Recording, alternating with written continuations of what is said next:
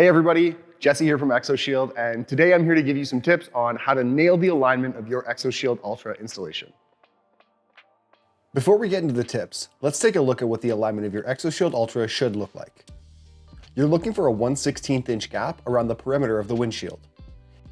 Your piece of ExoShield ULTRA should sit completely flush on the glass with no film overhanging the edge.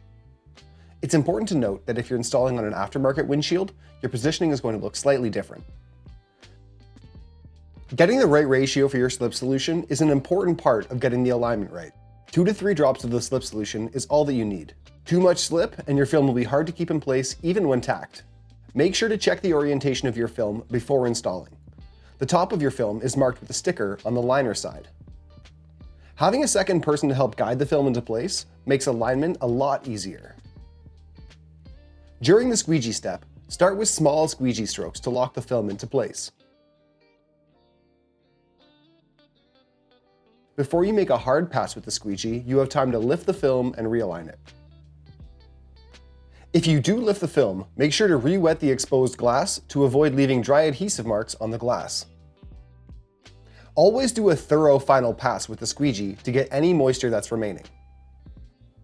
Use these tips to help nail the alignment of your ExoShield ULTRA DIY kit.